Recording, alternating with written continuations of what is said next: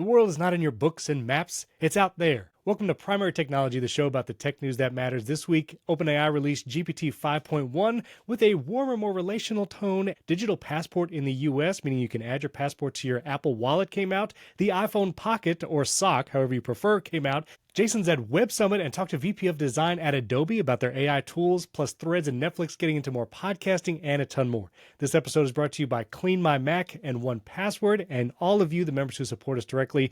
I'm one of your hosts, Stephen Robles, across the pond from Jason and in cold Florida, joined as always by my friend Jason in Portugal. How's it going, Jason?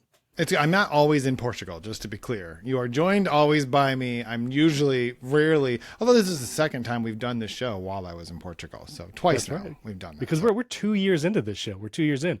104 episodes. 104 episodes. It's amazing. There's only one question I have for you right now, Jason. I need to know, I'm hoping if the show might be very short, if it's not the answer I'm expecting, did you wear Apple Vision Pro on the plane across the Atlantic Ocean? I did not, but I have a good reason. I'm hitting stop right now. What explanation? What reason? My good reason is I finally had to box up the M2 Apple Vision Pro and ship it off. And I got an M5 Vision Pro, and it is not entirely ready to go yet. And so I didn't have a Vision Pro to actually use because I had to send the other one actually to someone else. I didn't even send it back to Apple. I just put it on eBay and somebody no, I'm kidding. That's not true. I had to but I wanted to get that done before I left. I didn't want that person to have to wait a whole week. And so so I did not bring one on the plane. So you could have set it up on the plane. You probably had Wi-Fi on that thing. Carry an extra, just carry a Vision Pro just to set it up. I cannot believe this. This is outlandish. You did tell me though that the M5 Apple Vision Pro is much faster in all the ways. Incredibly faster. Well, see, now you didn't say incredibly faster before. You just said faster, but now incredibly faster. Now I'm thinking about it. No, it's not fast enough for you to buy one. Okay, It is fast enough to make it much more practically useful and enjoyable when you're using it. I still don't. You have one. I don't think that you. Here's the thing: you have one you never use. I know. The reason you never use it isn't that it's slow. It's just that you don't have good use cases for it. So that nothing about it being faster changes that. Well, thank you for being the voice of reason. Does it connect to Wi-Fi faster though? That's yes. It boots up faster. It connects to Wi-Fi faster. It syncs with iCloud faster. It does all the things faster. I'm resisting. It's too expensive. Like, it's pretty easy to resist, actually. Almost as easy to resist as the iPhone Sock, which we'll get to. That was Apple's big announcement this week. No HomePod Mini or Apple TV 4K, just iPhone Sock. Real quick though, because you're traveling, I did a traveling quote. The world is not in your books and maps. It's out there. Yeah. So I have a question for you. Yes. Did you see that the main actor from that movie crashed a Hobbit-themed wedding in New Zealand? Yes. That's the most amazing thing. If you're having a Hobbit-themed wedding and Elijah Wood shows up, it was Lord of the Rings was the movie. It's from Lord of the Rings series. I don't know which of the 7-18 movies it's from, but yeah, it's the Lord of the Rings quote. It's Gandalf saying it. So yes, that you guessed it again. And I'm limited to the movies I can quote now because Jason said I have to have seen the movie to quote it, which makes sense, but it's very limited. Well, because what was happening is you were just randomly Googling phrases of movies and random indie movies that no one has seen just because the quote fit. All right, we have some exciting news and announcements. We'll get to the news too, but Primary Tech Pins. Listen, here's the deal.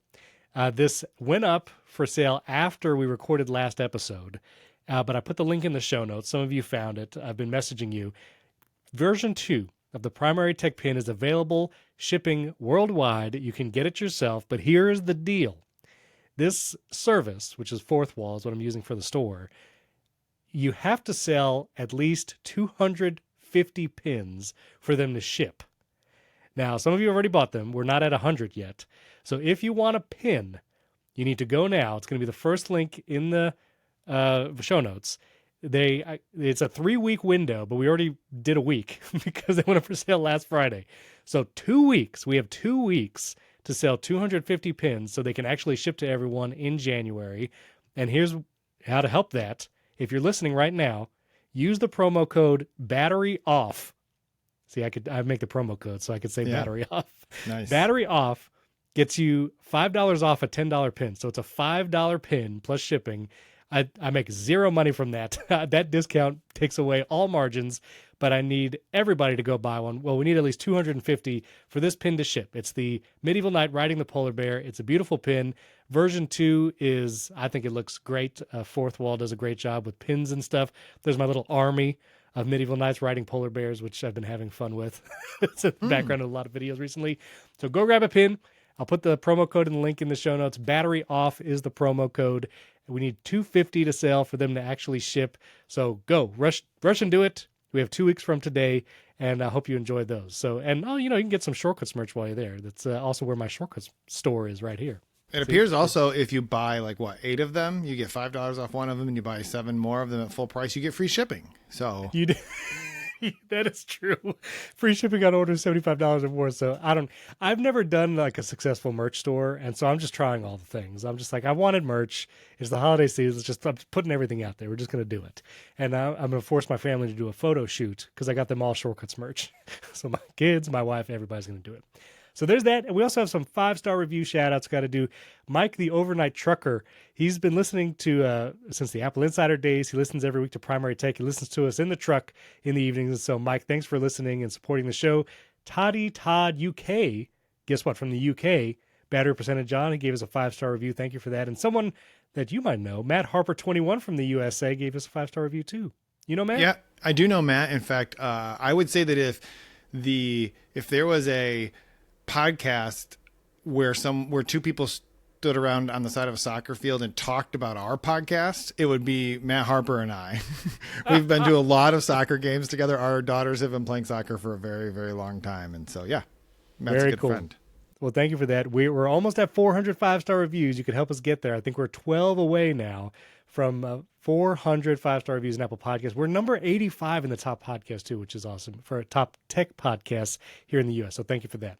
All right, let's do some news. And this is actually follow-up. But, I crashed out about Apple Podcasts last week. I'm not going to crash out again. I actually already had another opportunity to crash out on MacBreak Weekly earlier this week. And so I talked about it then. But Jason wrote an article about podcasts. He was very nice to actually use our show in his header image and linked our podcast. And you're listening to with your AirPods Pro 3, according to this image, to your thing. That's cool. Yeah, I don't think I was actually listening at the moment, but I did probably have AirPods Pro 3. for the thing. So Jason wrote an article about that. We'll link that. I wrote a thing. I'll also link that. I just had to get it out of my system, and I talked about Apple and podcasting, and then I also talked about it on MacBreak Weekly, and I literally made them merch live while we recorded because Andy Anatko, his home internet went down, and so he had to go hotspot in the middle of a park to record MacBreak Weekly, and there were literally leaves hitting him while he's recording outside. And so someone said in their chat, MacBreak Leafy. And so I literally made MacBreak Leafy merch while we recorded, and it went up for sale during the show. So I was pretty proud of that. So, but I was glad to listen, Leo Laporte, if you're not familiar, the Twit network has been around since the beginning of podcasts. He tried to even change the name, and he called it Netcasts You Love from People You Trust. And Netcast obviously did not catch on as a name. But I really wanted to talk to Leo about it because he's been podcasting for years. He does the video podcast RSS thing that I said is the only way to get video in Apple Podcasts. You have to create dual RSS feeds. And he's very big on the open nature of podcasts and the open standard. He doesn't want big platforms controlling his content. So I was very curious his thoughts about the Apple and their relationship to the podcast industry, plus the latest standards. And so we had a great conversation. It was an honor to be on that show again. So anyway, I'll put a link to that as well if you want to listen to MacBreak Leafy. That's a rebrand just for this week. So that's good. That. I like that. All right, real quick, 26.2 and macOS 26.2, the next beta came out. And then one interesting feature that Jason might have used if he was running it right now, it's called Edge Light in macOS 26 Tahoe. And if you're going to be recording a video podcast or doing a call and you don't have any lights, which Jason does have lights. I should show a picture of Jason's setup, actually. I'll do that in a moment. But if you didn't have lights, this is now a feature in macOS Tahoe where a ring of white, just on the display of your Mac, it will show a ring of white. And, if you do that, it does actually shine light on your face and will actually help the lighting of your face. So if you have zero lighting, you need to record something, maybe you're doing an interview in your hotel room, I think it's actually a great feature. And a lot of people I've heard on social media were saying, I used to open up a plain like Word document or Pages document as like a stark white thing just to have light on my face if I had to record from my computer. So this is a new feature. It's going to be in 26.2. It'll be coming out probably in a few weeks, along with the podcasting features we talked about last week and some other changes in 26.2. I'll put a link to the 9 to 5 Mac article that talks about all the changes like sleep score, Apple News updates, messages in CarPlay, things like that. So that'll be coming in a few weeks. Can you change the color temperature of that ring light? I'm just curious. That's a good question. I'm not running the beta on anything, but let's see. It adds the light. Oh, you can change the color temperature. Good. Okay, so I should put a link to this. This is 9 to 5 Mac is a whole article specifically about this. It's in the controls like portrait mode and studio lighting. It's called Edge Light. You can adjust the brightness. I'm very curious how it adjusts the brightness of just the ring or if it's the display. I'll have to play around with it. But you can adjust the color temperature right there, and you have it turn on automatically when you start a video conference or you manually turn it on. So that's pretty cool. I mean, it would have saved me. I brought this, I mean, it's not very big, but I brought this like 2-inch by 5-inch Lume Cube light that just because I knew Steven would give me a hard time if I was using only natural light. I got a lot of natural light coming in, though. It's you nice. do a lot of this. Is Jason's setup right now. I see iPhone and continuity camera. I see myself. iPhone Air, which is about the only thing it's good for if you're traveling, is continuity camera. Okay. We need to get to that. I don't know if that's going to be personal tech or the bonus, but we need to talk about the iPhone Air. Because Jason, did you bring a Pro with you? Yeah, I did. I've got. Okay. It's right here. All right, Jason tried using the iPhone Air legit on this trip, international trip, where battery life is probably important. So we got to talk about that. But very cool. And Jason's been speaking at Web Summit and interviewing like bigwigs. So we're going to get to that too. He's kind of a big deal. That's how we refer to them in the biz is big wigs. Big wigs. Now, the next news is ChatGPT 5.1. But before we even mention that, I do want to say, for some reason, Brave, the web browser, refused to let me into my Riverside studio to record. I don't think it's a Riverside issue because I'm using it right now. I'm using Brave right now. I know. Jason's Brave right now, so I don't know what the deal is. But it forced me to try and find another browser to run Riverside in. And I'm using ChatGPT's Atlas web browser to record this episode. Hopefully everything works just fine. But this episode is brought to you by an AI browser if you're watching it on YouTube. I just want everybody to know. And we're stress testing it just right now. This is it. I mean, it's just Chrome. It's Chrome Plus. It's just fine. Chrome. It'll be just fine. I think you should be more concerned as someone who has been deepfaked that you're just sending all of our video information into ChatGPT. I mean, it's already, we're on YouTube. You know, we have 103 episodes on YouTube. YouTube Gemini soaking it all in. Everything's everywhere all at once. You know what I mean? It's how it is. But OpenAI announced GPT 5.1 earlier this week. It's out right now. You can go to it. 5.0 will be deprecated in the coming weeks. At least my ChatGPT app defaulted to 5.1. It has 5.1 instant or thinking, or you can let it decide for itself what it should do. But there's also more options now for tone and how you want it to talk to you, basically. And Sam Altman, and in this news release, it says that 5.1 instant, it's now warmer, more intelligent, and better at following your instructions. Seems like is a response to those who did not like how they felt like they had a friend in ChatGPT 5 or in 4.0 and lost it when 5 came out. So you can have the warmer options. It is warmer by default. So if you find your responses from ChatGPT being a little more friendly out of nowhere, it's because it's 5.1. But you can also go into change the tone and the personality. And I did that immediately. And I switched to I think it's the essential, or no, it went efficient. I went with the efficient tone, and I immediately like it better because I find that a lot of times it'll give me like superfluous stuff. Like I have a custom shortcuts GPT where I ask it about shortcuts and like how to build stuff around API. And it'll be like, well, here's all the information about the API and here's how to use make and here's how to do it in this. And it's like, that's not what I asked. And so I find the efficient personality is much more cut and dry. It just gives me the information I want. It uses less emojis, which sometimes I like the emojis just to visually separate things, but I think I'm sticking with efficient. So you probably haven't had... How long before they... Well, I am running 5.1, but how long before they hire Brian Mueller, who is the developer behind Carrot, and the slider now will say homicidal to default or whatever? I feel like ChatGPT needs that. The thing I really want them to fix, though, and maybe this is going to be true, actually, maybe it's true in this version, I can't quite tell, is the biggest problem with these things is it drives me nuts because every time it does a thing, it then asks you, would you like me to also do this other thing? And I'm thinking like, if first of all, if you thought I needed that, you should have just done it already. And second of all, the only reason you're asking me that is so that I'll keep doing things in ChatGPT. So like leave me, and no matter how many times, like the number, Steve, I have a keyboard shortcut now, a text expander that basically says like, I don't like it when you ask me questions. Please stop and please remember this. And it'll be like, okay, I'll remember that. And I open a new window and it just does it all over again. Yeah. So have they fixed that? If you switch it to efficient, I've only used it a couple times, like this morning before we recorded, and I found it did do less. Like wasn't as thirsty, for lack of a better word, I guess, to do other things. But yeah, yeah, try it. That's what I'm using is efficient, by the way. So okay, yeah, I like efficient, but there is also the snarky sarcastic model. I tried that for exactly one prompt, and I found it, if you have Carrot Weather, if you have that experience, and he does such a great job of being snarky and sarcastic in that app, ChatGPT is bad at that. It is not good at being snarky or sarcastic. I used to be very sarcastic before I got married. My wife helped me tone down my sarcasm because it was probably hurting lots of people. But it was, it's not good at being sarcastic. So don't try it just for the heck of it. But I wouldn't keep it on that. It's not good. It's not funny at all. Let's just put it that way. All right. It's not like this show. You know what I mean? True. Yeah. Anyway, okay. This rolled out yesterday. Digital ID and Apple Wallet for Passport. So slowly but surely, digital ID has been rolling out state by state in the U.S. My state, Florida, still had not adopted digital ID and Apple Wallet. Did Michigan have digital IDs? No, nope. Yeah. So Apple is trying to do an end run around states having to adopt the digital ID and just saying you can now put your passport in your Apple Wallet right now, and you can use that at TSA for domestic flights.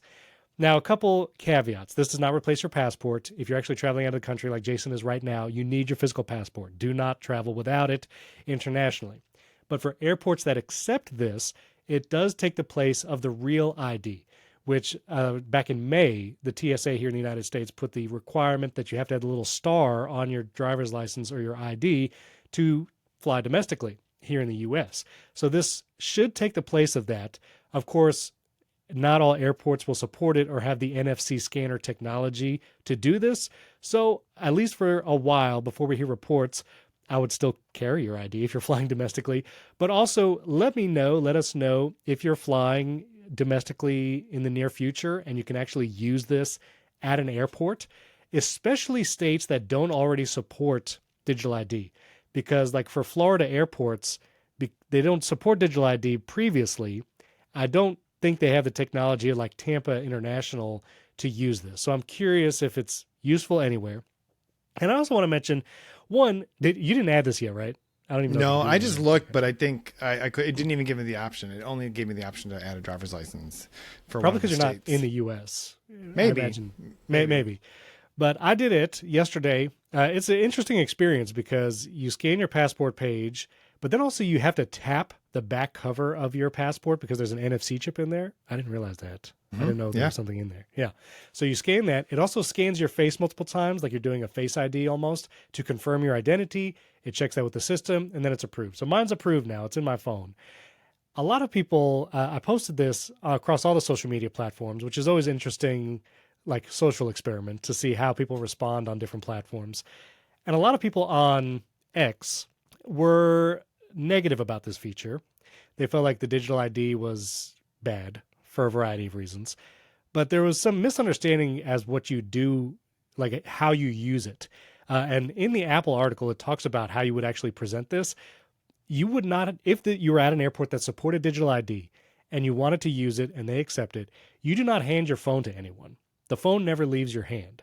You literally tap your phone as if you're doing Apple Pay. You can even use your Apple Watch with digital ID, and you tap it to a scanner as if you're doing Apple Pay, and that's how it confirms your identity. You don't hand your phone to anyone. You don't unlock your phone. And it's not that there's, someone on X was like, well, they're going to get access to all the data on your phone. Like, no, that is not what's happening. And Apple explains this in the newsroom article, but no one reads that. So it is not like you have to hand your phone to anyone. There's no information on screen that gives people access to your phone. It's literally a tap. Like you double click the side button as if you're doing Apple Pay, and then you tap the ID. This is not required. You don't have to do it. You don't have to add your passport to it. But if someone is, I'm just curious if you actually get it to work at an airport. Let us know. podcast@primarytech.fm. You can email us, comment in the community, on social media. Jason and I are everywhere. But anyway, it was interesting just to kind of see the reaction. Yeah, I mean, the only thing I would say to that, the idea, Apple's plan for this is that you don't have to hand over your phone. But there are times where you go to do an Apple Pay, and let's say you're in a drive-through. You know, if you go to McDonald's through the drive-through, they'll stick the thing out the window. But if you go to some drive-throughs, they're like, they take your phone and tap it inside. Well, I'm just saying, like the system is designed so you shouldn't have to do that. But all of a sudden you've handed essentially an unlocked phone over to some like 17-year-old, like and you're like, oh, this is fun. There's like a rewards thing. I don't know if it's HTO or there's some place where you scan your phone for the reward, and like they don't have a scanner. They literally have to take your phone and like bring it inside and scan it. Technically, if you don't unlock your phone, but you double click the side button, let me see if I can actually do this. Yeah, and so just do Apple Pay. It doesn't allow them into your phone. You're right. Correct. You can do that, but it's hard because you know that. I know that, but your mom probably doesn't. No, but it's also just hard because if you lift your phone, it's going to unlock almost immediately. It's going to see your face. Yeah. Yeah. So a lot of times it is unlocked. So yeah, whenever I see Apple Pay is like that, where they want to like take my phone into the window, I'm like, you know what? Just kidding. I'll hand you my Apple Card. The other thing is, who's getting on a plane and doesn't have a license with them unless they're like I agree. You're probably not taking your passport. I brought my passport, but that's because they won't let me back in the country without it. Right. But I feel like you're going somewhere. You need your license to check into the hotel. If you're renting a car, you need your license. Like, I don't actually know what problem this solves, considering the pain of because you're going to go to the TSA, and if you don't take your driver's license with you, and this is the only ID, and they suddenly say, "Hang on, the scanner doesn't seem to be working. Hand me your phone." What are you going to be like? Nah, I don't think I'm going to get on this plane. I'm good, thanks. Like, do you know what I mean? Like, if the failure scenario here doesn't seem like it's worth it. Right. And even like a hotel, like when you check in at a hotel, they want a credit card and they're going to take your ID. Yeah. They're not going to be like, I don't know what you want to do with that phone, buddy, but put it away. I just hand me your license. Sir, this is a Holiday Inn. Exactly. We're not taking that phone. I am curious if you, do you have global entry? No, we have pre-check, but not global entry. So when you come mostly because it's not even worth it most of the times. No, I know. But when you come back in the States after this trip, you'll probably be in a long line for the customs or whatever. You should try to add your passport real quick to your phone and see if you can scan it on some airport. I don't think that they're going to ask me to hand them the passport. No. And I'm going to be like, no, you should scan it. And they're going to be like, sir, step over here. And then I'm going to be like, but my friend Steven told me this would be fine. Yeah, no one claim Stephen Robles from Primary Tech said I could scan my phone. All of our listeners heard this. No, don't do it. You're going to end up on Fail Army on YouTube, and then me and my kids are going to watch you because we watched that. But Jason, by the way, you need to get your pre-order ready because while you're traveling tomorrow, you might have to do this on the plane. You'll have to pre-order your iPhone Pocket while you're in the air. Steven, you can't pre-order this. You have to go to one of you got to go to one of those 10 stores and pick it up. No. You can order it online. Customers can purchase iPhone Pocket beginning Friday at select Apple locations in Wait. In Apple.com and Apple.com in France, Greater China. I don't know. It's confusing. It looks like it's only available at 10 stores. Wait a minute. I thought you could buy it online. And Apple.com. Yeah, well, what's going to happen if you do that?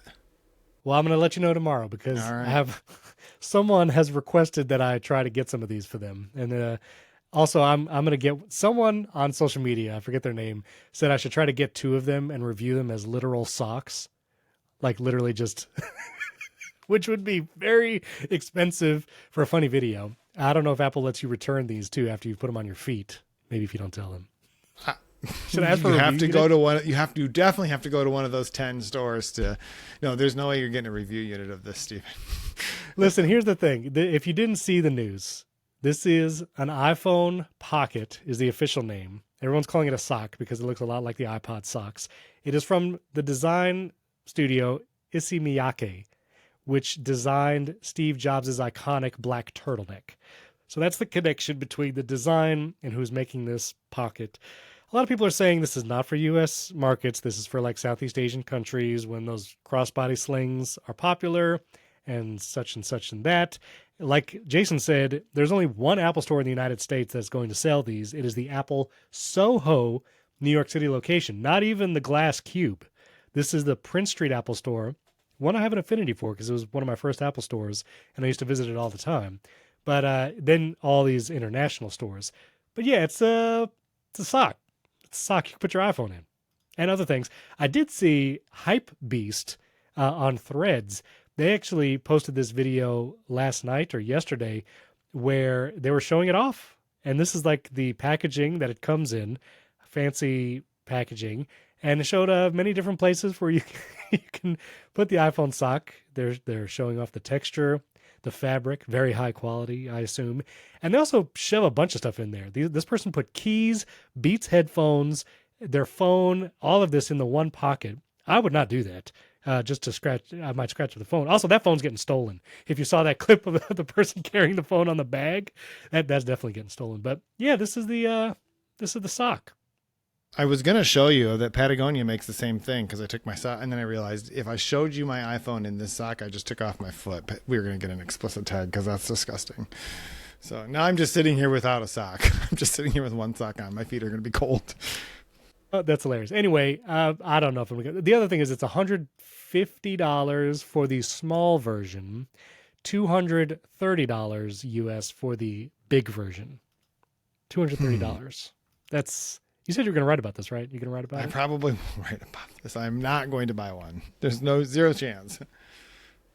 Wild. Okay, well, we have some other news. Jason talked to the VP of Design at Adobe, talking about AI and incorporating that into their products. Plus, we have some other lightning round news like video podcasts. I got a Google Streamer because I want to try Gemini on my TV because I'm a glutton for punishment, and the iPhone Air. But before we get to that, let's take a quick break. This episode is brought to you by Clean My Mac. It's your ultimate solution for Mac control and care. It's notarized by Apple and meticulously crafted by MacPaw. I've used Clean My Mac for a long time. There's actually been listeners of this podcast who have tried Clean My Mac, and it's made a huge difference, especially reclaiming some of that storage, that system files and hidden stuff that you might see on your Mac that you just can't get to. Well, Clean My Mac can help. And it now has Cloud Cleanup, which will not only help you clean up your iCloud drive, but it works across OneDrive, Google Drive, and other cloud services, helping you clean up that Mac and free up more space so you can get to the important stuff, work what you need to work on. And what I really love is it also includes Messages Cleanup. Messages is a place where a lot of big files can hide. I know for myself, I have messages saved forever, not even just the last 30 days. But if you have people sending lots of photos and videos, the storage that the messages can take up, even if you're syncing to iCloud, can become significant. Well, Clean My Mac can help you free up that space and reduce clutter across your Mac. And one of my other favorite features is when you want to delete an app that maybe you didn't download from the App Store. So you downloaded it from a website. There can be files left in application support, things left in the library folder that you just can't get to. Well, Clean My Mac, when you delete an app, it's going to go through your entire Mac's file system to make sure every file from that app that you want to delete is totally gone. So free up space, clean your Mac, and you can try Clean My Mac today for free, 7 days for free. Run all that clean stuff, see all that storage that you can earn back, and then use our code PrimaryTech for 20% off. You go to clnmy.com/PrimaryTech, try it for 7 days free, and use the code PrimaryTech, all one word, caps, for 20% off Clean My Mac. Highly recommend you try it. Get tidy today and 7 days free, 20% off with promo code PrimaryTech. The link is also in the show notes. Our thanks to Clean My Mac for sponsoring this episode and our friends at 1Password. One of our recent 5-star reviews was actually an IT professional that listens to Primary Tech every week. And so this is for you. If you're a security or IT professional, you've got a mountain of assets to protect, devices, identities, and applications. And it can create a mountain of security risks. But fortunately, you can conquer that mountain of risks with 1Password Extended Access Management. Trellica by 1Password inventories every app in use at your company, then pre-populated app profiles assess SaaS risks, letting you manage access, optimize spend, and enforce security best practices across every app your employees use. You can manage shadow IT, securely onboard and offboard employees, and meet compliance goals. I've used 1Password for years, and when I'm in a team environment, 1Password is what we use. I still pay for 1Password personally because I trust it. I can share things with my family, and you can save lots of secure information, not just passwords. On a personal level, do things like rewards, things like bank accounts and passport numbers. I have all of that in 1Password. And 1Password's award-winning password manager is trusted by millions of users and over 150,000 businesses from IBM to Slack. So take the first step to better security for your team by securing credentials and protecting every application, even unmanaged shadow IT. Learn more at onepassword.com/primarytech. That's the number one, password.com/primarytech. The link is in the show notes as well. You can just click it there, onepassword.com/primarytech. And our thanks to 1Password for sponsoring this episode. All right, Jason, you interviewed what, like 13 CEOs in the last 2 days? Dude, can you say 12 all the and a people half. No, I'm just well, I was like, wait, for real? No. Can you list all the people you interviewed? Are you allowed? I'll give you like a smattering. No, I did. Smattering. So we were here at Web Summit. I think we're going to talk more about the experience in the bonus episode. So I'll just limit this to the work part of it. No. I did 2 panels. One was on AI agents with an executive from Vercel. It's fine. None of you have any idea what I'm talking about. That's great. I mean, the AI agents, yes, Vercel. It's our listeners. And then did a panel on quantum computing, the risks and the reward of quantum computing. I learned a lot, Stephen, in the last 5 days. Did you happen to watch that video with the one that I sent you with so-and-so? I forgot her name. Oh, yeah, definitely. Oh, I know what you're talking about. I started to, but then I actually had to learn more about these particular subjects and stuff. So, but then I had a number of interviews. I talked with my friend Raul Vorha, who is the CEO of Superhuman Mail, which is now part of Grammarly, which rebranded to Superhuman. I know it's confusing, but I've talked to him a number of times. I did specifically reiterate that it'd be really nice if it supported Fastmail, because then I could just use Superhuman. I did not get any kind of response about that. I interviewed I'm going to call him friend of the show. He's really not. David Falconer, who is the new CEO of 1Password. I say that because 1Password has sponsored our show before. Just they actually full sponsored disclosure. this episode. You don't know that. They're sponsored on this episode. I was going to ask you that. So anyway, so unrelated. He has no idea that he sponsors the show. He has no idea. He's only been CEO for a period of time. I don't know who's sponsoring them until Steven says it out of his mouth. So I interviewed him. I also interviewed Laurent Mekies, who is this was the coolest one, the team principal for Red Bull Racing. So he's been there for he was previously at the other Red Bull team, Racing Bulls, I think it was called. But then Red Bull fired their CEO and he's moved into that role, and they've had a good run since then. That was a lot of fun. And so I talked to Eric Snowden, who's the VP of Design at Adobe. There was definitely at least one more that I definitely can't remember. The Red Bull CEO, was there any question, or did he explain what is the methodology behind their crazy stunts that they do that's just seemingly just because? Is it just great marketing stunts? Okay, so just to be clear, Laurent Mekies is the CEO of Red Bull Racing, not Red Bull. Because two totally different companies, right? Right. So Red Bull Racing is a part of Red Bull's larger conglomerate, but I didn't ask him anything about the jumping from the stratosphere or whatever. I didn't ask him. We didn't talk about that. We did talk about the. Go ahead. No, they did the biggest skate ramp ever. That was a recent, and because my boys skateboard, that was a thing. But what did you talk about? No, we did talk about this past weekend, the race in Brazil, where they basically started from the pit lane and Max Verstappen ended up on the podium in 3rd place, which partially is because Max Verstappen is just an animal, and also because they rebuilt the car right before the race, basically. So anyway, it was good. It was a lot of fun. Had a lot of conversations. I actually try really hard to avoid having conversations with people, because what happens when people know that you're from the media is they want to talk to you about their thing. And that's great. I get a lot of good story ideas that way. I mentioned this to my wife. We were in the van. Well, I'll save this for the bonus episode. There's a reason I'm not a very good journalist. I'm just going to say that. I'll tease our bonus episode. If you want to know why, you should subscribe. Stephen will tell you how. I do want to know why. Go to join.primarytech.fm. I want to hear the story. Yeah. I'm not subscribed to our own show. Great. A side note, before we talk about Adobe, I just do want to mention, because I forgot her name, Hannah Fry. I had sent this video to Jason, and I'll put it in the show notes. But she did a Bloomberg original show. It looks like it's the Severance, but it's not. This is actually IBM's quantum computing building in, I think it is upstate New York. But Hannah Fry does a great interview, walk around this facility talking about quantum computing. I love this one part where they talk about superposition and the chips that make quantum computing possible, and how they have to be colder than the universe in this machine, because the chips get so hot. I watched this whole 24-minute video and I was just enthralled, because it's great. But anyway, quantum computing. let me talk about the quantum computing for just a second. So that panel was actually really interesting because the thing that most people, when you think about the risks of quantum computing, we think about the fact that at some point it's likely that all of our cryptography, all the encryption, everything that keeps our messages, our bank, everything safe, those technologies were based on, classical computing. And essentially the reason that they're safe is that they're all protected by encryption keys, and those keys are essentially take far too long for computers to guess or to decode, so your information is safe. But if you have a quantum computer that can do something that takes 1 million years and do it in like 45 minutes, I made those numbers up. But the point is that cryptography is no longer necessarily safe. And one of the things that I learned today in this panel, and I don't actually know, I think the panel will be available online. If I'm able to share it, I'll do that, and people, because it's worth it. I'd encourage people to listen to it if you're even remotely interested in it. But the biggest problem is that bad actors could then generate fake signature signing, like for root certificates or for Windows updates. And we saw what happened last year when there was a bad Windows update that like blue screen of death everywhere.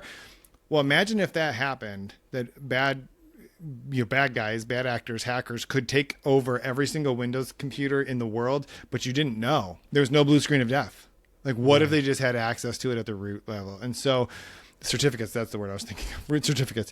So there are things that we should be paying attention to with quantum computing. The flip side is like the bonus, or the upside of it is like we might solve, like cure cancer, right? Like there are things, because what quantum computers can do that's very different from classical computers, which is everything we know and use every day, your Mac, your PC, whatever, is not just do things faster. That's not their superpower. Their superpower is they can do very complicated things where you may have like 12 probabilities for something, and each of those have 12 probabilities. Well, a normal computer has to follow each of those pathways, and that's like takes forever, whereas a quantum computer can just do it all. So it was very interesting. Right. Also, Dark Matter, Apple TV Plus original, has nothing to do with quantum computing, but it does talk about superposition. Just wanted to talk about that. And it's kind of a fun show.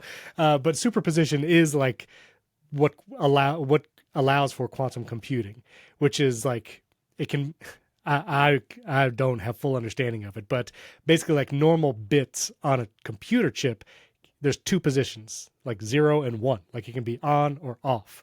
And quantum computing has chips that can be in both positions, superposition, and that allows it to do incredible more computational calculations much faster.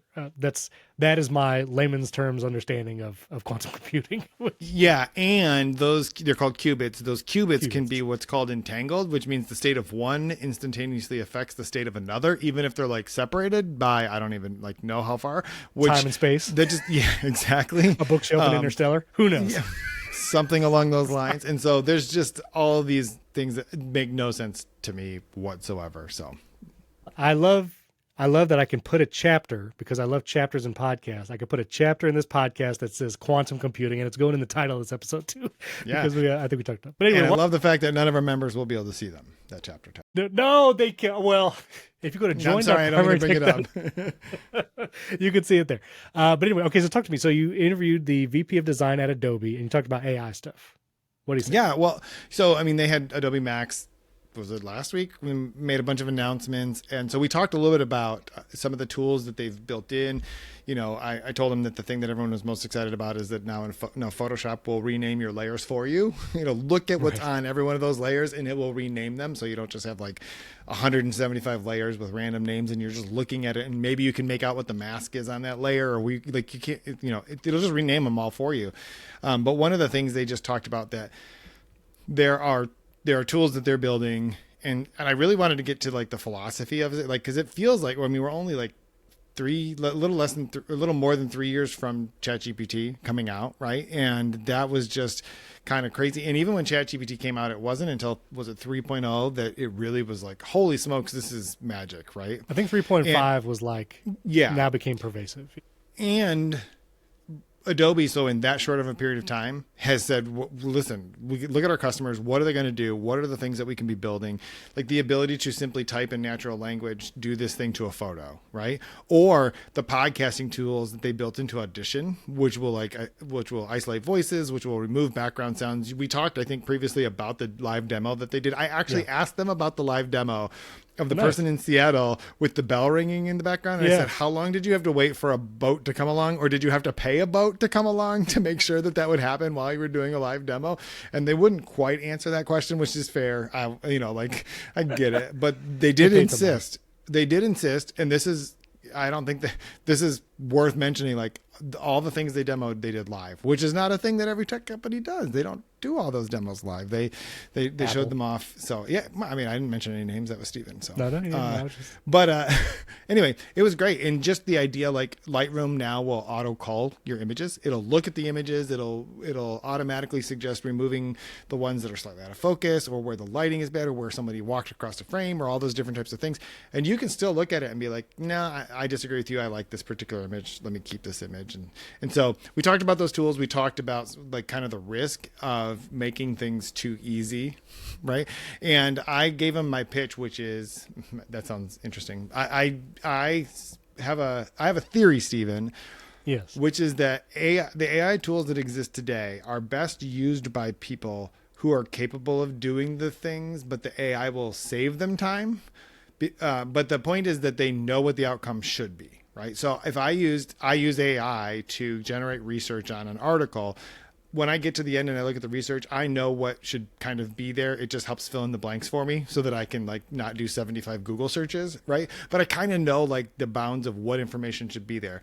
And then when I take an article and I feed it into it and say, could you fact check this for me? I'm not asking it to generate like new information. I just want it to do like, essentially I'm asking it to do, again, 70 Google searches at once, but I know what it should be. And in Photoshop, if you're an artist and you want to use Photoshop or Lightroom to remove an object from the background or to denoise the image, if you're a photographer, you know what the outcome should be. You know what looks good. And so it depends on people having taste, right? Like you should. And I think that that's true, that the best use cases of AI right now are, Stephen, you know what the photo should look like. You just don't have time to deal with it. So great. You're a good judge of whether it did a good job. Or maybe you know what the photo should look like, but you actually don't know how to use the tools in Photoshop. I don't actually know how to mask out an area and remove that object, but I know what it should look like when it's done. Right. And so it was very compelling. We talked about the content authenticity initiative, which is essentially the idea that like Adobe will tag images that have been created by AI so that when you're viewing stuff, you'll have more information and know what it is that whether that image was generated by AI or not. And you can tag images that were created with no AI. So it's sort of like giving them that, like, hey, this thing's real. USDA certified. Exactly. Adobe certified grade A photos. Free range. Yeah. Yeah.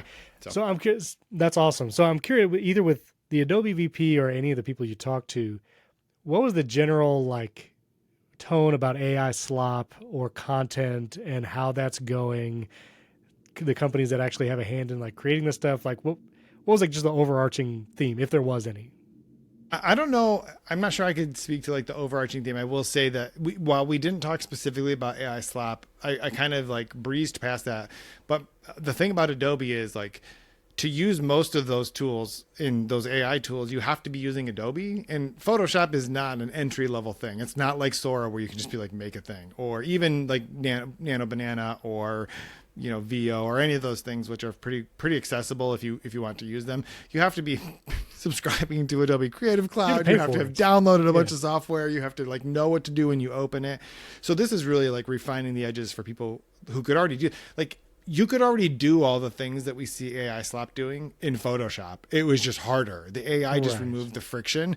And so that's not really the real risk area for them. The other thing I'll say is that like Adobe trained its internal models using licensed content, right? And you can check to verify whether a piece of content is in that library, and then they're compensating people for that. And so hopefully we're going to get less slop, because hopefully they are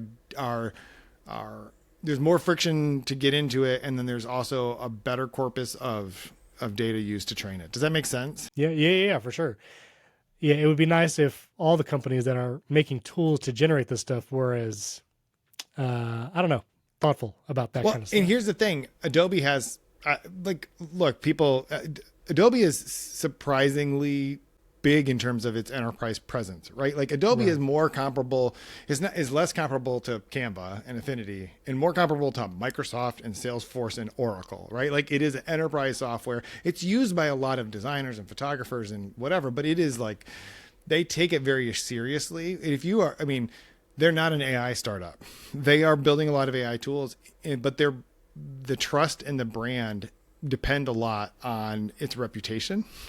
And so they don't want to be the source of all of that. But if you're OpenAI, whatever, everyone's using ChatGPT, we could just do whatever and see what works. Do whatever. Just for reference, the Adobe market cap right now is $140 billion.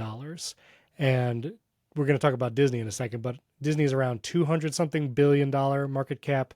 And then you have the trillions, which is like Google, Microsoft, Nvidia, and Apple, so that's separate. But 140 billion is big. Like that's one of the bigger tech companies. So yeah, they're good. I mean, yeah, they're secretly a lot bigger than most people would think that they are. I mean, they're like a top 100 sized company.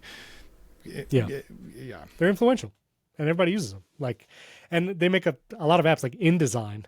People talk about Photoshop, Lightroom, Audition, but like InDesign is huge. Like I worked in several industries where InDesign was like the standard of this is how we make brochures, this is how we make flyers, and also like the connections between InDesign and I think it's like Copy something is an Adobe app where basically you can have a designer designing a brochure in InDesign and then someone else copywriting the text, but it like syncs to the same document, so you can have multiple people like collaborating like that. Like they make powerful tools. Like yeah. Just for comparison, Adobe is bigger than Capital One, Lowe's, and Spotify. Okay, well there you go.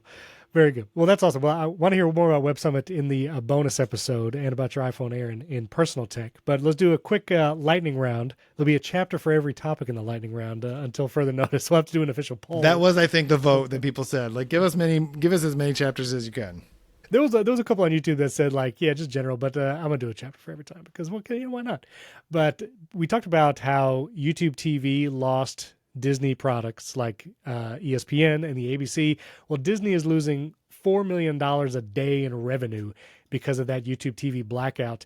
I saw the YouTube TV offered some like $5 or $20 like discount or coupon or whatever for YouTube TV subscribers, but also that there would be a resolution by the end of the week.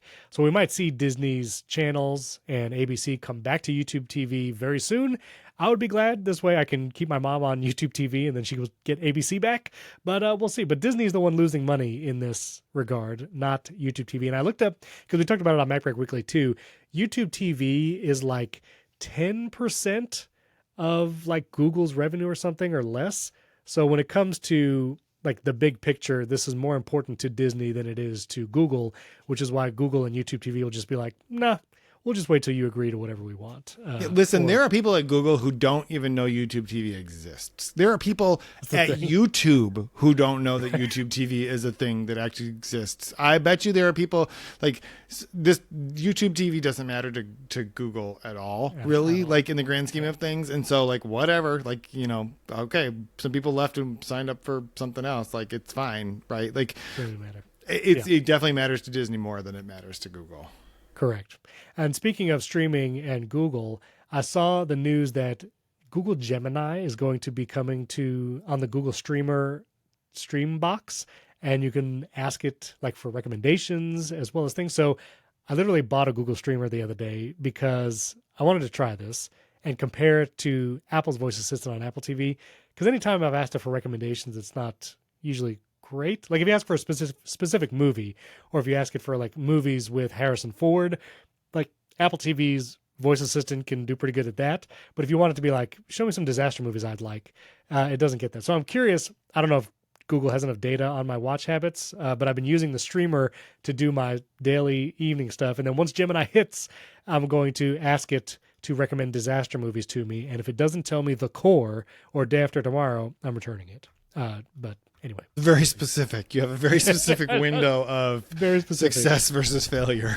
That's right. And I'm curious if it actually be useful, because it is one of the places where I think an AI assistant like Gemini would be kind of useful, because it's really hard to like find what to watch. Like recently, we watched Pluribus. Me and my wife. Did you watch Pluribus? No, not yet, but I've seen enough that I feel like I'm going to have to. Yeah. I mean, you've been traveling, but Pluribus was great. I was the first episode. It was a roller coaster of emotions, and I was like, I'm gonna have a nightmare tonight. I can't watch the show. By the end of that first episode, I was like, okay, now I need to know what happens next. Watch the second episode, less creepy, still as intriguing, really engrossing. I'm now in, and I'll be watching it week to week because I want to know what happens. But my wife is always like, why do we watch all this intense stuff right before we go to sleep? And I'm like, well, we have no other time to watch this stuff. And I know it's really intense. We watched The Lost Bus, the Matthew McConaughey Apple TV movie, which equally intense, probably more intense, because it's a true story about wildfires in California. And then like Matthew McConaughey, like trying to bring these kids to safety. Like it was intense. And we weren't going to finish the movie because it was like past midnight. So I paused it with like 40 minutes left. And I was like, well, you want to finish the rest tomorrow? She's like, this is so intense. We cannot wait to finish this. Like, there's no way we're going to get to sleep. So I'm like, I was trying to find not intense stuff for us to watch. I tried the Great British Bake Off is a show on Netflix. And anyway, I was asking Perplexity for suggestions on things to watch. And it didn't really have a lot of great suggestions. So I'm curious if Google Gemini, a literal AI assistant, can somehow make useful recommendations that we actually enjoy watching. So that's going to be my test. We'll see if it actually does it. And if it doesn't come back with Everybody Loves Raymond and Friends, it has failed. Those are the only two acceptable turn your brain off, just laugh for a little while TV shows right before you go to bed. Even Shrinking and Ted Lasso are just a little bit too intense if all you want to do is fall asleep. That's the thing. Like it's emotionally intense. But Perplexity did recommend Everybody Loves Raymond. So I'll give that there you go. Bonus. Good job. I'll give that bonus. But I was trying to watch something new. I've seen Everybody Loves Raymond forever. So we'll see if it actually suggests something new. And maybe there's no non-intense things besides the Great British Bake Off on streaming services. I don't know. Anyway, a little podcasting news.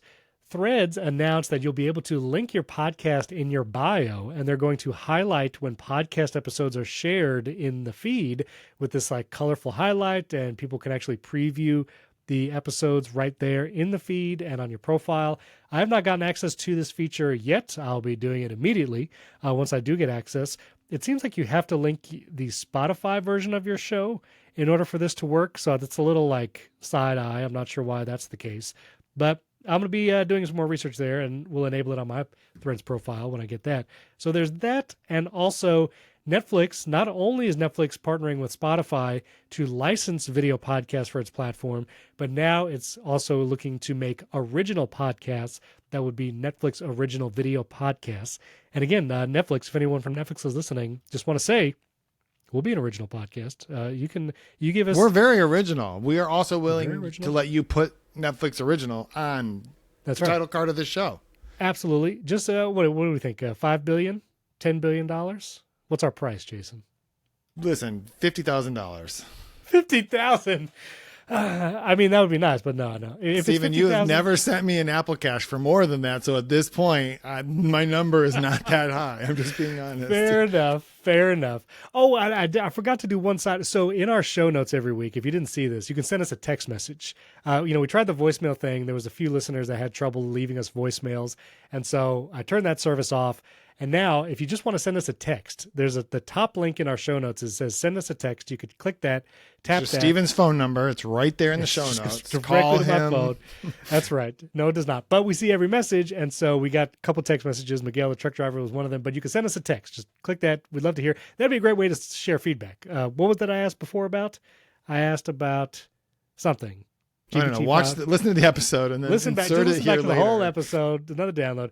But you could send us a text. So give us your feedback that way. That might be the fastest way to do it. But I forgot to mention, someone sent us a text that said they got the VidAngel reference that I mentioned last week.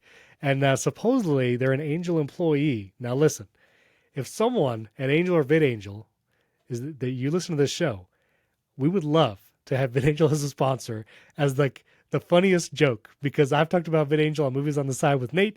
We've talked about VidAngel in this show. I literally use VidAngel all the time. So you should totally sponsor us. And that would just be hilarious if there was a VidAngel sponsorship. Just saying. Throwing that out there.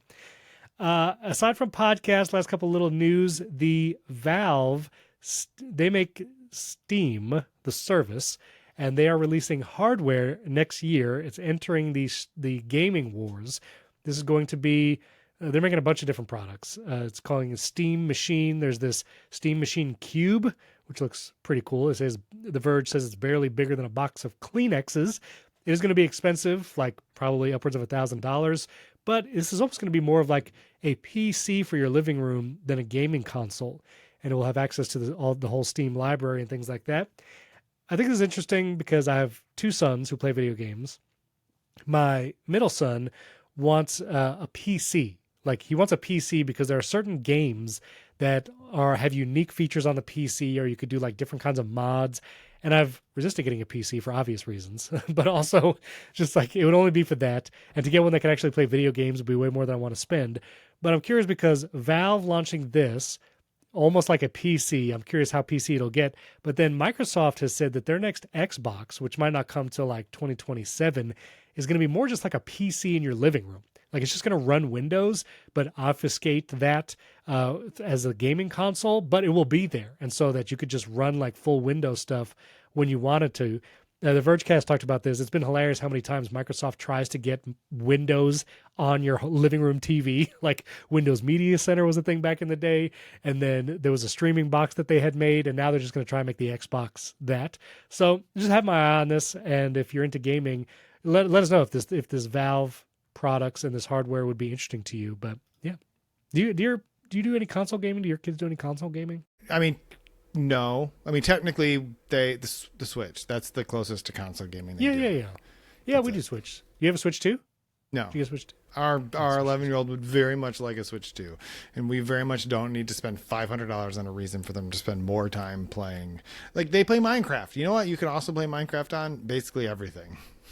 It is just like, that is one of the things. We got the Switch 2, and my middle son was playing like Fortnite, which looked pretty much the same, Switch 1 to Switch 2. And some of his favorite games, he played both Zeldas, the Breath of the Wild and Tears of the Kingdom.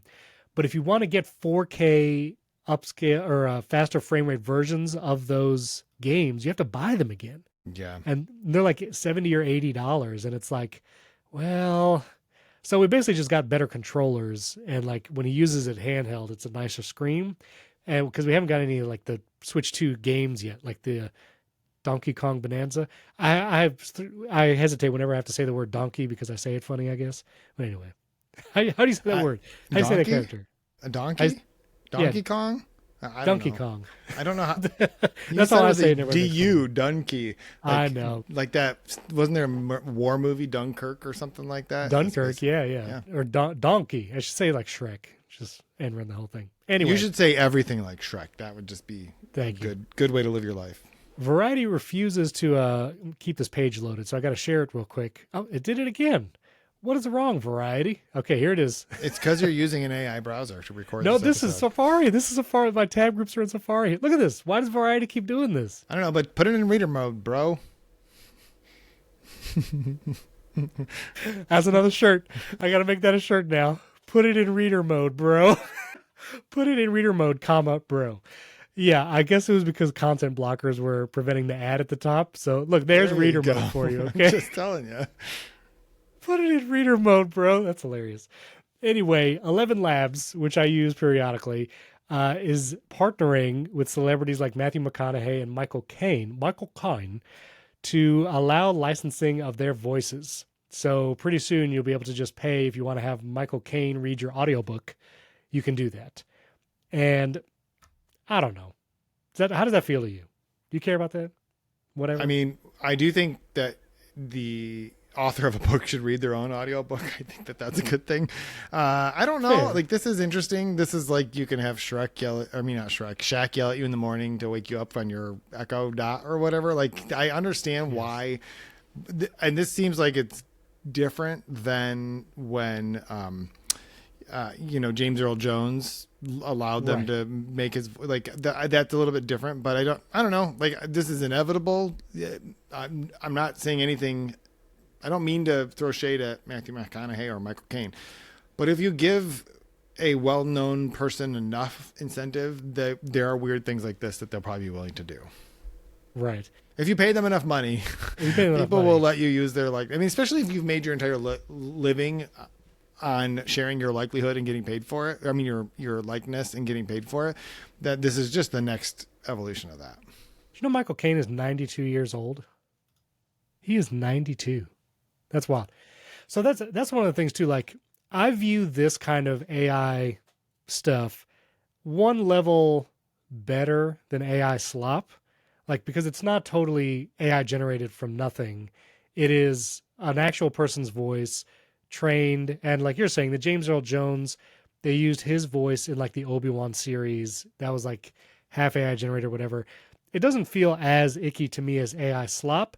I do think, 20, 30 years from now, when you can have people who are deceased and their voice be in new content, I wonder how that's going to feel. It's going to be a little weird, but I get it, I guess. Michael Caine has an iconic voice. I was curious when and if Morgan Freeman's going to do this. I mean, of all voices, his would probably be licensed the most. But I don't know. Yeah, let us know what you think. Send us a text. AI voices for celebrities. And last thing, before we get to your iPhone Air, this was news last week. We're going to talk about it for like 30 seconds, but Tesla did approve Elon Musk's $1 trillion pay plan with over 75% voting in favor. I didn't think Tesla was doing that well, but $1 trillion pay package. Well, okay. Well, we aren't going to spend much time on this. This was so upsetting that I left the country. No, the two things are not relating. But essentially, what they approved was that if Tesla reaches certain benchmarks, that Musk would be given additional shares. Okay. And the final tranche of shares that would get him to like 12.5% additional ownership of Tesla is if Tesla reaches an $8 trillion market cap. Okay. So you just do the math. If Tesla reaches an $8 trillion market cap, then he would get 12.5%, which would be $1 trillion. Okay. So they're not just handing him cash. There are a lot of things that have to happen. There are a lot of steps way before that. It's like if they get to 2 million deliveries or something, there's a bunch of things along the way that would give him additional things. His big thing is like Tesla wants to keep him there and keep his attention focused on that. So in that sense, it kind of makes sense to incentivize him. At the same time, it seems like there are a lot of very qualified CEOs in the world who don't need $1 trillion to be incentivized to keep doing their job every day, right? But for some reason, Elon Musk has 5 or 6 jobs. And so if you are one of those jobs, the board responsible for one of those jobs, you apparently have to motivate him more than just the average CEO. So, and right now, Tesla's current market cap is $1.5 trillion. So it would need to go $6.5 trillion, surpassing NVIDIA, Google, Microsoft, and Apple in market cap value, which seems like it'd be pretty tough to do. Well, so this is just a play for robotaxis and robots. Right. So, I mean, if there's a fleet of this depends entirely on a fleet of robotaxis driving people around and then the owners of those cars making money as that's happening. Yeah. And then robots that eliminate the need for us to do things. But as we've seen, that has not been successful so far because as of now, the most successful robot that will do your dishes, one, can't even close the thing. And I have 4 children who can already not do that. That's fine. I don't need a robot. And 2, someone has to be like in a room somewhere with a Meta Quest on controlling it anyway. Like, why don't we just eliminate that guy and the robot and just close your own dishwasher? Can I just say, I was showing my in-laws the humanoid robot, and they were like, "That's crazy," and then they were asking like, "Well, does it do this?" I was like, "Because if it could do this," and then when we were done having the conversation, my mother-in-law was like, "I had to wash some dishes," and she was like, "I don't know. Right now, if it could wash these dishes, I probably would get one." So I don't know, but again, considering its strength, which is not enough to crack a walnut, I don't know how much it could scrub something off a pan. You know what I mean? Because sometimes you got to get your elbow in there. I wash dishes. I know. Anyway, you tried using the iPhone Air as your phone on an international trip, and all the news, we didn't cover any of it, but all the news is like Apple's delaying the iPhone Air 2, maybe indefinitely. Maybe there'll never be another version. rumors about rumors, but I don't know. Tell me about your experience with the iPhone. Yeah. So let me just, the thing about the iPhone Air turns out isn't the battery, right? The battery, whatever, it's fine. Like if you're traveling internationally, your battery definitely matters, but you're probably, I mean, you're on a plane, you're supposed to be sleeping, flying over here. Like that's not the biggest issue. I have like Steven randomly every once in a while will just send me a battery. Like I have so many extra battery packs of things like, that's not the problem. The problem was we got here on Sunday. On Monday, we decided to go see some things. And so when I say we, my wife is also here. And so I was like, I'm going to just use the iPhone Air, and I had a little shoulder bag and in it I had like my iPhone 17 Pro Max or whatever. I was going to just not use it at all. I took like 7 pictures and I'm like, forget it. I got to use it. And the reason was it's for me, it's just too limiting. Like you're inside a cathedral and you need to take a 0.5 because you just need more scale. You're outside and you're like, that's amazing, but I'd like to be able to crop in I need the 4X or I need the 8X or I need like whatever. And just in some of the low light capabilities, I felt like we're a lot better. So there's just a lot to it, but if the thing you really care about is the ability to take great photos, then the Air let me just be clear, it takes very good photos. And in fact, I did when I went to the conference, mostly just use the Air. It was fine, like because I didn't need it to do anything special. But the moment you decide I want to make some great photos, listen, Stephen, I so desperately wanted to be like I traveled through Europe for a week and I only used the iPhone Gonna be the Air. headline. And I may still write like I traveled through Europe for a week with just the iPhone Air is a disaster. So I don't know. But I didn't make it 6 hours. 6 hours. Like I tried real hard and I couldn't make it more than 6 hours. So these are the kind of articles that have been coming out this past week. This is the New York Post, but it's been everywhere. That Apple reportedly pulls the plug on the iPhone Air 2 after weak sales of debut model. I keep thinking, so one, when you set up your iPhone Air, did you restore from backup or did you set it up as new? So I actually set this one up as new.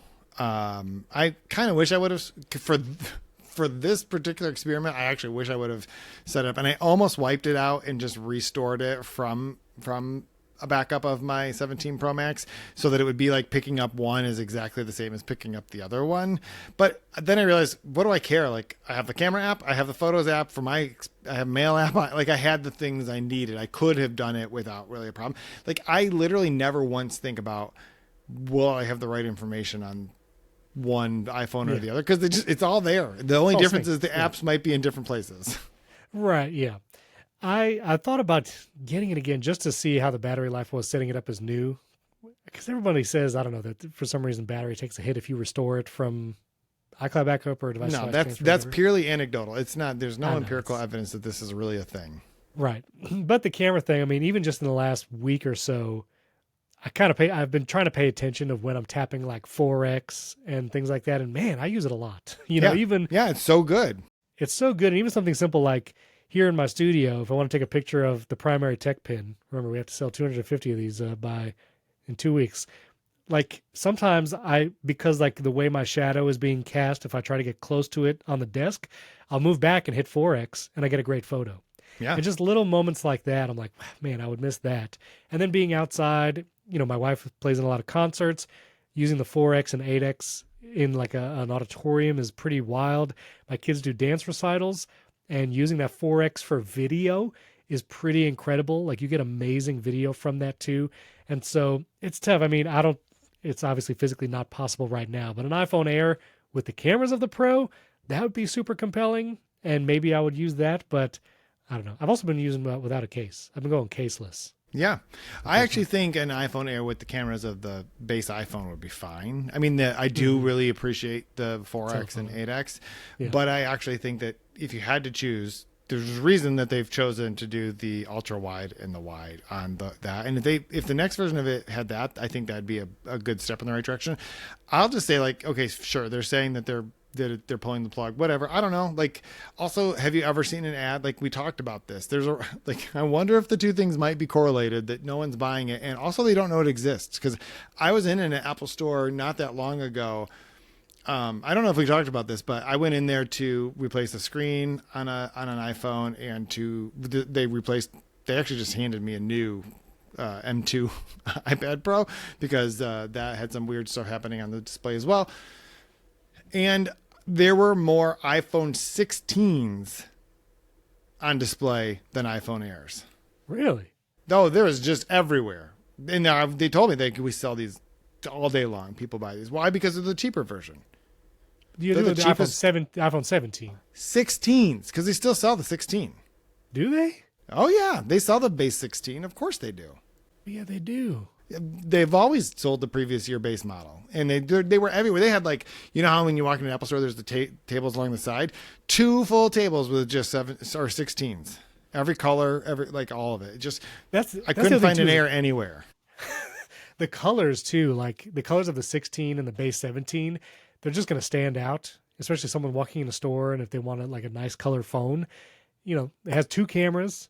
More saturated colors. Yeah, the aquamarine color on the 16 is fantastic. Yeah. They're going to sell that forever. But my point is, it's not all that hard to see why they're not selling them, because they don't run any ads and you don't find them if you go in the store. I'm not saying there weren't any. I'm just saying the thing they know that people are coming in there to buy are the 16, the 17, and the 17 Pro Max. Yeah. And all right. And last thing, I just went to the apple.com homepage because I was curious. So first of all, they have a give something special banner, and then the next phone is the Pro, and then the iPhone Air is below the fold, as they say. If you go to the shop gifts section, it's 17 Pro, M5 MacBook Pro, iPad Pro, Series 11 Apple Watch, and then the iPhone Air. So you have to scroll a couple times, and if you scroll down, they're not, I don't know. Steven, I need more people in my life that give MacBook Pro 14-inch with M5 as gift ideas. I need more of those people in my life. That'd be a nice gift. I don't know. I still want an Air. I mean, when that M5 Air comes out, that'll be it. There were rumors too. Mark Gurman had talked about display rumors on the 2026 and 27 Macs or whatever. If and when the MacBook Air gets an OLED screen, we're done. It's MacBook Air all day, every day. I mean, it already is MacBook Air all day, every day. I know for me. I'm using one right now. Although this was the first time when I'm like, oh, shoot, I only have 2 ports. And I don't have a MagSafe cable with me. So I've got to plug power in. And this microphone is plugged in. And then I had to plug in the iPad that I'm using with the notes over here. Normally, I would plug that right in to do the extended desktop thing. But right. I don't have it. So it still works, though. It looks and sounds great. It's fine. All right, so Jason's going to give us some behind the scenes of Web Summit. You can listen to our bonus episodes, get an ad-free version of this, get the Primary Tech Daily Show, and our unedited feed, all at join.primarytech.fm. We'd appreciate your support there. You can also support directly in Apple Podcasts. Whether or not you get chapters there still remains to be seen. I mean, if you support right now, you just don't get chapters because Apple strips them from... Anyway, I'm not going to get into that. You can send us a text. Click the Send Us a Text link at the top, and Primary Tech Pins. You get 2 weeks to sell 250. Use the promo code, what did I say? Battery off. Promo code battery off, and you can get $5 off. So get the pin for $5. Ships all over the world. And you can pick up some Shortcuts merch there too. I'm wearing my new Create Shortcuts hoodie right here. But thanks for watching. And a 5-star rating and review on Apple Podcasts if you could. We appreciate that. Thanks for listening. Thanks for watching. We'll catch you next time.